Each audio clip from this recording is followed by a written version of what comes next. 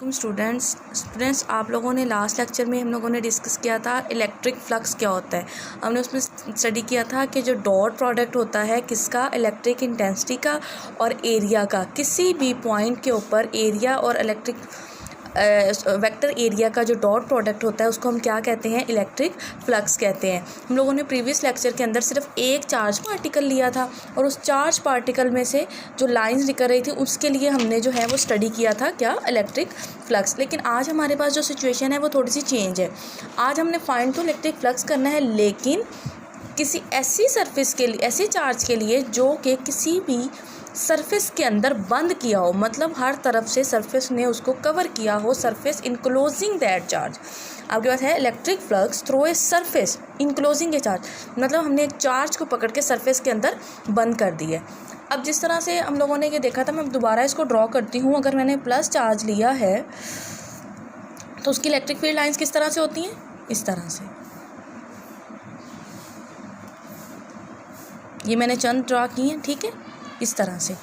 अब अगर यहाँ पे मैं इसको स्टडी करूँगी तो और वेक्टर वैल्यू आएगी इलेक्ट्रिक फ्लक्स की, यहाँ पे स्टडी करूँगी तो और वैल्यू आएगी। सेम इसी तरह से अगर मैंने एक चार्ज रखा हुआ है किसी भी सरफेस के अंदर तो उसके हर पोर्शन में से जो है इलेक्ट्रिक फ्लक्स की वैल्यू वो क्या होगी, चेंज होगी। हम क्या करेंगे, पूरी जो सरफेस है, ये सरफेस को मैंने यहाँ पे एस का नाम दे दिया है, इस पूरी सरफेस को हम क्या कर लेंगे, छोटे छोटे पैचेस में डिवाइड कर लेंगे। ये देखेंगे एक पैच है, ये दो पैच है, ये तीन और up to so on n patches के अंदर मैंने पूरी सरफेस को क्या कर लिया है, डिवाइड कर लिया है।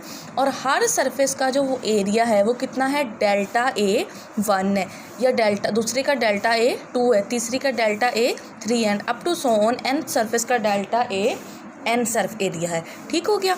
Total surface divided into n small patches of magnitude delta A1, delta A2 and delta AN। लेकिन फ्लक्स जो है ये किस तरह से हम फाइंड करते हैं, E डॉट ए क्या है, वेक्टर एरिया। अब वेक्टर एरिया क्या होता है, प्रीवियस लेक्चर में आप लोगों को नहीं बता सकती थी कि वेक्टर एरिया क्या होता है।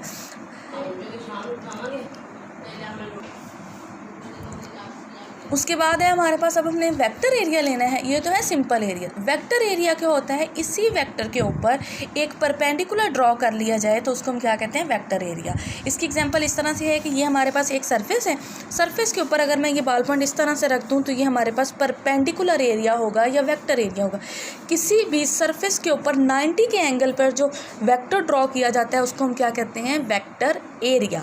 ये सरफेस है, इसके ऊपर वेक्टर एरिया ये है। अगर मैं इसको इस तरह से रख दूंगी तो इसके अंदर ये वेक्टर एरिया इस तरह से हो जाएगा।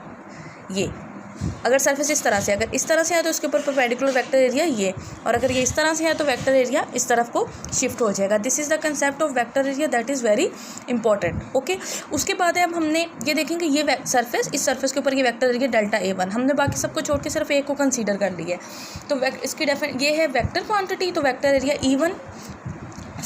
ये डेल्टा A1 ये वेक्टर एरिया है हर के। अगर डेल्टा A1 में से इंटेंसिटी क्या होगी, E1, डेल्टा A2 में से क्या होगी, E2, और डेल्टा AN में से क्या होगी, अप टू सोन AEN।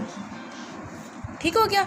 उसके बाद हमने इलेक्ट्रिक फ्लक्स फाइंड करना है, तो हर जो पैच है उसके ऊपर हम क्या कर देंगे, इलेक्ट्रिक फ्लक्स की डेफिनेशन अप्लाई कर देंगे। इलेक्ट्रिक फ्लक्स की डेफिनेशन क्या है, फाई ई, यहाँ पे हम टोटल लिख लेंगे।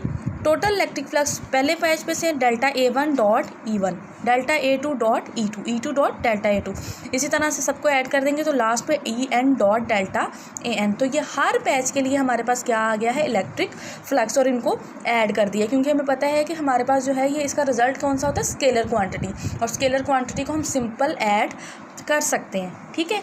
उसके बाद हमारे पास आ जाता है, अगर हमारे पास ये सिमेट्रिक है, सिमेट्रिक मतलब सिमेट्रिक वैल्यू है, कोई भी सरफेस बनी हुई है, तो हम देखते हैं कि यहाँ पे अगर चार्ज पड़ा हुआ है तो इसकी इलेक्ट्रिक फील्ड लाइंस किस तरह से होंगी, इस तरह से।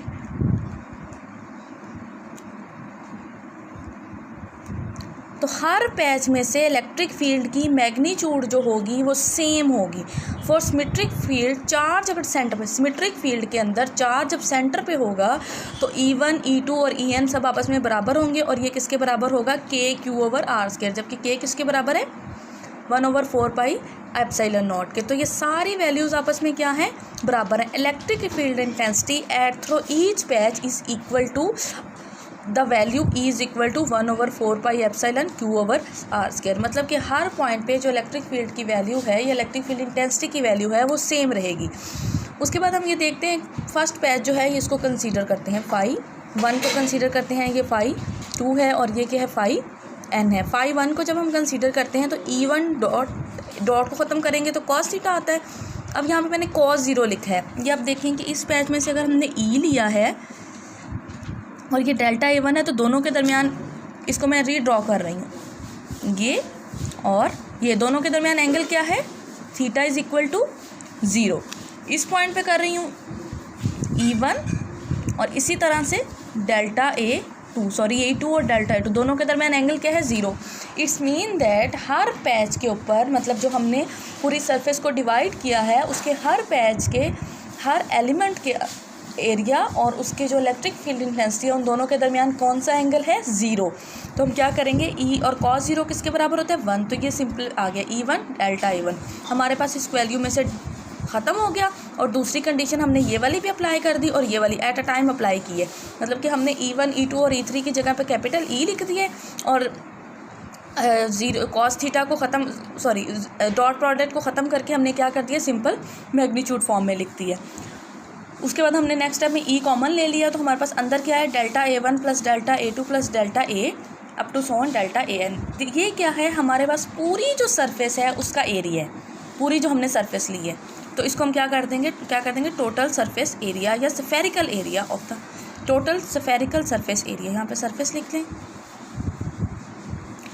क्योंकि हमारे पास स्फेरिकल सरफेस हमने ली है ना, तो स्फेरिकल सरफेस एरिया ली है। तो हमने यहाँ पे क्या कर दिया, टोटल स्फेरिकल एरिया किसके बराबर होता है, 4πr²। एरिया ऑफ स्फेयर इसी के बराबर होता है ना, 4πr²। तो हम यहाँ पे वैल्यू पुट कर देंगे 1/4πε/q/r²। तो ये r² के साथ कैंसिल, 4π के साथ कैंसिल, तो हमारे पास क्या बचा, q/ε0। Phi E is equal to q/ε0। इसका क्या मतलब है, ये हमारे पास फाइनल रिजल्ट है flux through any close surface. यहाँ पे हमने मेंशन नहीं किया कि हमने कौन सी सरफेस ली है, यहाँ पे हमने तो ये हमारे पास क्या है, q/ε0। इसका क्या मतलब है कि फ्लक्स किसी भी सरफेस में से डिपेंड करता है सिर्फ़ और सिर्फ चार्ज के ऊपर और मीडियम के ऊपर।